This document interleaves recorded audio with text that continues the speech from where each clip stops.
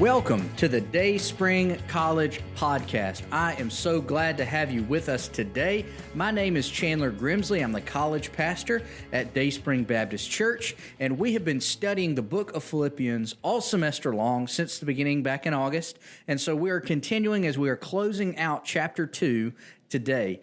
Chapter 2 is pretty interesting, especially at the end, because as Paul is writing while he's imprisoned in Rome, he has been kind of given some great practical advice all through chapter 1 and even into chapter 2. And then at the end of chapter 2, he talks about two guys, first Timothy and then Epaphroditus. And so those two guys become really illustrations of what Paul has been talking about, the kind of people that he's been illustrating and encouraging the Philippian church to become.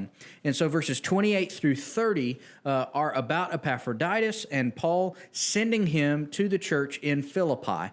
And so just a reminder about how Paul's letters would have worked is that he would have written the letter, and then he would have had a messenger who was there while he was writing take that letter and deliver it to the church he was writing to. The messenger would get to that church and he would gather the people together. He would read the letter out loud, and then any questions or concerns that the church had, that the people had, he would answer those on behalf of Paul as the author. And so Paul is kind of prepping the Philippians for Epaphroditus. It's kind of interesting that if you really imagine what I'm about to read, that Epaphroditus would have been in Philippi with the letter from Paul, reading these words about himself. And so it's kind of interesting when you think of it in that context. So let's jump right in. We're in Philippians chapter 2. We're going to be looking at verses 28 through 30. I am the more eager to send him, therefore, that you may rejoice at seeing him again, and that I may be less anxious. So receive him in the Lord with all joy and honor such men, for he nearly died for the work of Christ, risking his life to complete what was lacking in your service to me. So, of course, we know this is Paul. So when he says, I am the more eager to send him, Paul is the more eager, and him is Epaphroditus, all right? And so he is sending Epaphroditus to the church in Philippi. And what he's saying is he's rejoicing that the church there in Philippi is going to see him again, because if you recall back from the last episode from earlier on, Epaphroditus became ill during his travels and almost died when he got to Paul in Rome, delivering the gift from the church in Philippi. And so Paul's excited to send him back, as well as I'm sure the church in Philippi had heard of his illness, and Epaphroditus was excited that he was going to be able to return to his people and show them in person that he is so much better. Paul even includes there in 28, and that I may be less anxious. He had a sick minister with him, all right? And Paul's in prison, and so he's trying to navigate some of these challenging elements to certainly bring Epaphroditus back to health, as well as have Timothy there helping him write. And so there was a lot going on. And so Paul's excited to be sending Epaphroditus back to the church in Philippi and reduce some of that anxiety that might have been created through that illness. But verses 29 and 30 is really where we're going to park at. So verse 29 says this, so receive him in the Lord with all joy and honor such men. If we're being honest, the reality is the church at Philippi, those in Philippi needed encouragement. They needed teaching. They had dissension. We're going to get into that in chapter 4. There were arguments amongst the members. There were challenging things going on in that church. Their hope was that Paul would return and visit them.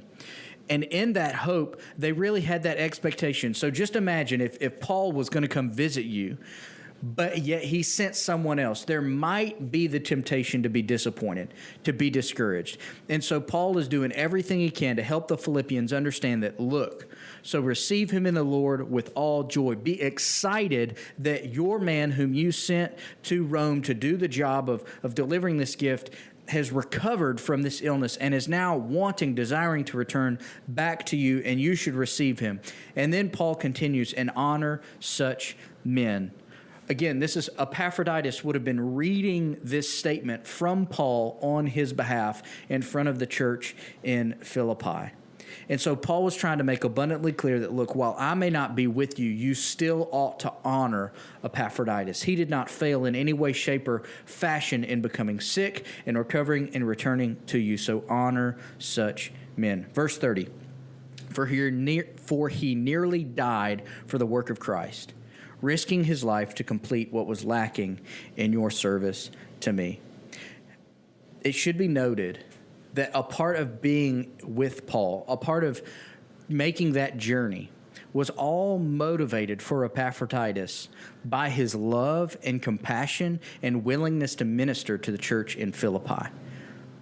All of that is predicated on a clear understanding of the gospel, that Epaphroditus understood well that because Jesus died on behalf of his sins, risked his own life, gave up his own life for his salvation, that he ought to be willing to risk his own life for those he loves and cares for.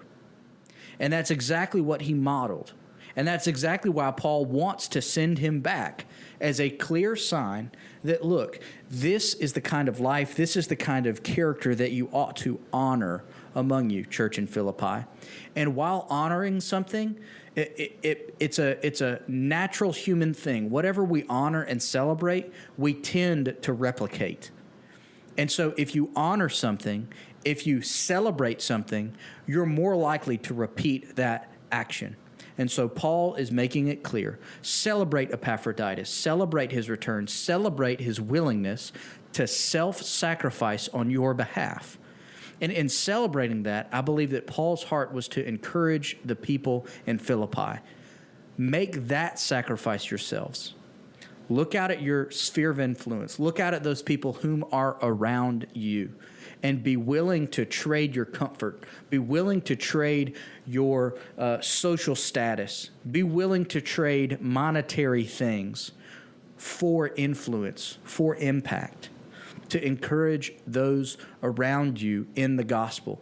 Remember Paul's plea to all who would read this letter, primarily the Philippians, but even now today, that everything that's happened to him and everything that's happened to Timothy and everything that's happened to Epaphroditus has all served to advance the gospel. And so Epaphroditus' willingness to die for the work of Christ, to sacrifice his own life, should be a great challenge and encouragement to us all, that we should consider our lives worth sacrificing in the name of Christ for those around us. Our marination moment today, one truth or principle that I would ask you to think on deeply for the rest of the day, is how willing are you to sacrifice yourself to advance the gospel in the lives of those around you? And that's not a yes or no question. It should take time for you to consider your actions, consider your beliefs, consider your convictions, and really look deeply. Look in the mirror and consider for a moment, if you had the same attitude as Epaphroditus, that you were willing to risk even your own life for the advancement of the gospel, how different would your life look?